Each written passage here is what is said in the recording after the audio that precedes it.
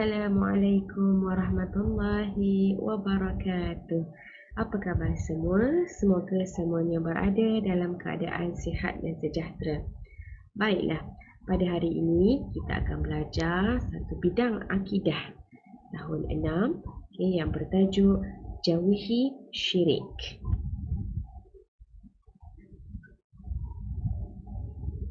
Apa itu syirik? Syirik ialah perbuatan menyekutukan Allah dengan sesuatu yang lain. Ia boleh berlaku sama ada dengan perkataan, perbuatan dan i'tikad. Apa itu i'tikad? I'tikad itu bermakna dalam hati kita. Dan semestinya kita tahu bahawa syirik merupakan satu perbuatan yang boleh mendapat dosa besar. Ia merupakan salah satu dosa besar. Jadi kita kena berhati-hati terutama dalam perkataan kita, perbuatan kita dan i'tikad kita. Okey, sekarang mari kita lihat dalil naqli. Dalil naqli tentang perbuatan syirik ini merupakan salah satu dosa besar. Daripada Al-Quranul Karim kalamullah, Allah berfirman, Bismillahirrahmanirrahim, fala taj'alu lillahi andadan wa antum ta'lamun. Maksudnya, maka janganlah kamu mengadakan bagi Allah sebarang sekutu padahal kamu semua mengetahuinya. Di sini jelas Allah menegaskan bahawa jangan sekali kita menyekutukan Allah.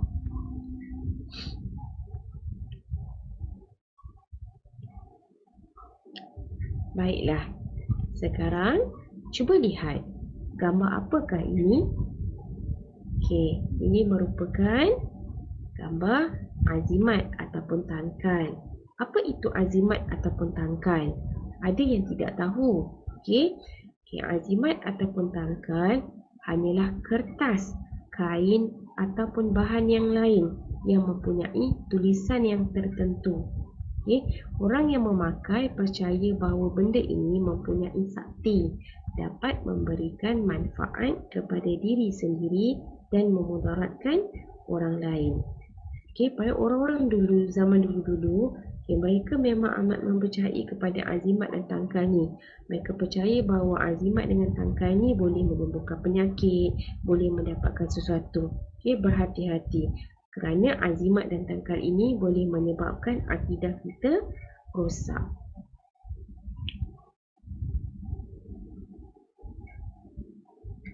Baiklah, sekarang mari kita lihat jenis-jenis syirik. Syirik yang pertama adalah syirik khafi. Syirik khafi. Apa itu syirik khafi? Syirik khafi ialah tidak meletakkan Allah sebagai yang mutlak dalam niat ketika beribadah. Contohnya riak dalam ibadah. Melakukan ibadah bukan kerana Allah semata-mata. Contohnya apabila seseorang melakukan ibadah solat, bukan dilakukan solat itu kerana Allah, tetapi kerana ibu atau ayahnya menyuruh dia solat. Jadi berhati-hati kerana di situ pun boleh dikatakan sebagai syirik yang kecil, iaitu syirik khafi. Kerana kita melakukan sesuatu ibadah itu bukan kerana Allah.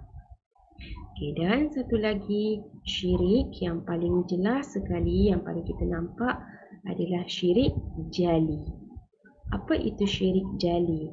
Syirik jali ialah mempercayai, mengaku bahawa adanya Tuhan lain selain daripada Allah. Contohnya menyembah berhala, matahari, bulan dan lain-lain. Kalau kita lihat orang yang bukan beragama Islam, dia menyembah patung-patung berhala, menyembah matahari, bulan dan lain-lain. Semua itu adalah perbuatan yang menyekutukan Allah dan ia merupakan syirik besar. Syirik yang sangat jelas dan nyata. Jadi ingat bahawa syirik terbahagi kepada dua, iaitu syirik khafi dan syirik jali. Syirik khafi adalah syirik yang kecil, manakala syirik jali adalah syirik yang besar, yang terang-terangan manusia melakukan tersebut. Okey. Selain daripada contoh-contoh yang Ustazah sebutkan tadi, terdapat juga contoh-contoh lain dalam syirik. Apa dia? Okay, yang pertama, mari kita lihat jampi. Okay, jampi serapah. Sesetengah orang akan berjumpa bomoh ataupun dukun untuk berjumpa kepada bomoh atau dukun itu untuk meminta dia membaca jampi serapah. Okay, untuk mengubat penyakit seseorang. Itu pun kita kena berhati-hati dalam perubatan kerana ia juga merupakan salah satu contoh syirik. Okey, seterusnya kita lihat contohnya bomoh. Okey, seperti mana yang saya jelaskan tadi, bomoh, dukun ini berjumpa untuk meminta dia supaya dapat merawat penyakit. Di situ kita dapat lihat bahawa kebergantungan kita bukan kepada Allah, tapi kepada manusia. Okay, contoh seterusnya, sial. Ya, ada sesetengah sial ni maksudnya ada sesetengah perkara ataupun sesetengah perbuatan yang dianggap sial. Sebenarnya tidak betul. Ya, apa yang kita lakukan semua ni semuanya Allah yang akan menentukannya baik dan buruk nasib seseorang. Berhukum selain dengan hukum Allah. Ini kebergantungannya bukan hanya dengan Allah sahaja, tetapi dia bergantung kepada manusia ataupun benda-benda yang lain. Okey, seterusnya berdoa kepada selain Allah. Ya, kita berdoa sepenuh pengharapan sepatutnya kepada Allah, bukan selain daripada Allah. Dan contoh seterusnya, melakukan ibadah kerana pujian. Ya, kita buat sesuatu, nak solat, nak puasa, kan? Bukan kerana Allah, tapi kerana nak pujian manusia. Jadi di situ pun kita kena berhati-hati. Baiklah. Sekarang, mari kita lihat apakah akibat orang yang mengamalkan syirik tersebut. Yang pertama, kita lihat kepada syirik jali, iaitu syirik yang secara terang-terangan tadi. Akibat yang pertama semestinya merosakkan akidah orang tersebut. Akidah, bila rosak akidah, kebergantungan kepercayaannya tidak sepenuhnya kepada Allah. Seterusnya, hilang pergantungannya dengan Allah. Jadi dia banyak berharap kepada manusia ataupun benda-benda yang lain. Itu akibat orang yang mengamalkan syirik. Selain daripada itu, berdosa besar dan dimurkai Allah.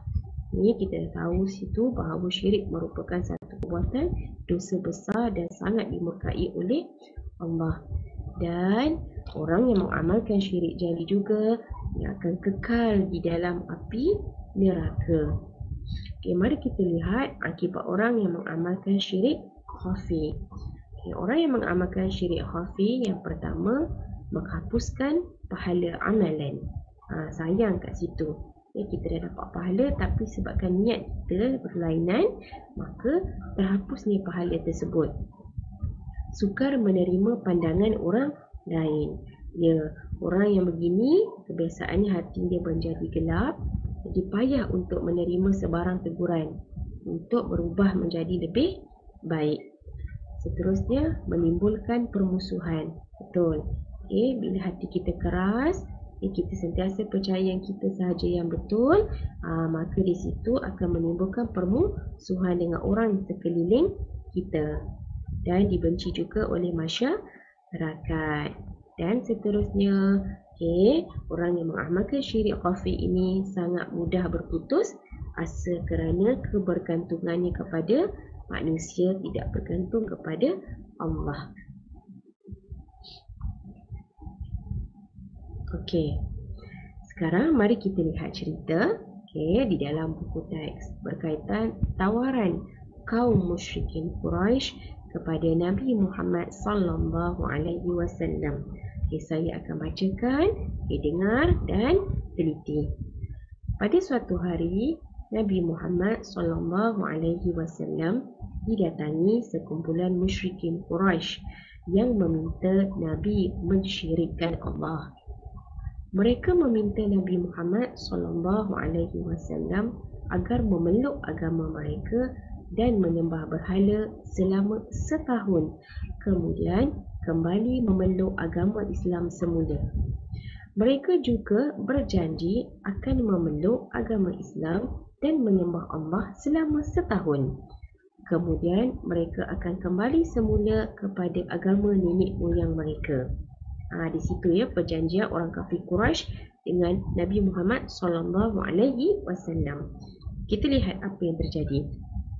Kaum musyrikin Quraisy ini juga berjanji akan menghadiahkan harta yang sangat banyak kepada Nabi Muhammad SAW dan menjadikan baginda orang yang paling kaya di Mekah jika bersetuju dengan permintaan mereka. Mereka menawarkan ganjaran yang sangat besar kepada Nabi Muhammad SAW. Perbuatan kaum musyrikin Quraisy ini menyebabkan baginda menjawab dengan tegas. Nabi menjawab apa? Aku memohon perlindungan Allah daripada mensyirikkan Allah dengan yang lain. Kemudian Allah menurunkan surah Al-Kafirun sebagai menjawab permintaan kaum musyrikin Quraisy yang sangat melampau. Nabi sangat tegas. Nabi membaca surah Al-Kafirun. Mari kita lihat. Bismillahirrahmanirrahim. Qul ya ayyuhal kafirun la a'budu ma ta'budun wa la antum 'abiduna ma a'bud wa la ana 'abidun ma 'abadtum wa la antum 'abiduna ma a'bud lakum dinukum waliyadin. Apakah maksudnya dalam surah Al-Kafirun? Katakanlah, wahai Muhammad, hai orang-orang kafir, aku tidak akan menyembah apa yang kamu sembah dan kamu tidak mahu menyembah yakni Allah yang aku sembah, dan aku tidak akan beribadah dan aku tidak akan beribadah secara kamu beribadah, dan kamu pula tidak mahu beribadah secara aku beribadah. Bagi kamu agama kamu dan bagiku agamaku. Begitu tegas Nabi Muhammad SAW. Kita lihat apakah rumusan daripada cerita tersebut. Rumusannya adalah syirik ialah menyekutukan Allah dengan sesuatu yang lain. Oleh itu, kita wajib menjauhi perbuatan syirik yang boleh menyebabkan rosaknya akidah kita. Jadi, kita kena berhati-hati dalam tiga tadi kan, perkataan, perbuatan dan i'tiqad. Sampai sini sahaja penjelasan Ustazah berkaitan tentang jauhilah syirik. Ustazah harap semuanya faham dengan apa yang Ustazah cuba sampaikan dan kita cuba untuk menjadi Muslim yang terbaik. Sekian. Assalamualaikum warahmatullahi wabarakatuh. Jangan lupa selepas anda tonton, like, komen dan share serta tekan butang subscribe agar untuk mendapatkan perkongsian-perkongsian yang seterusnya daripada saya dan sebarkan untuk manfaat orang lain. Sekian. Assalamualaikum warahmatullahi wabarakatuh.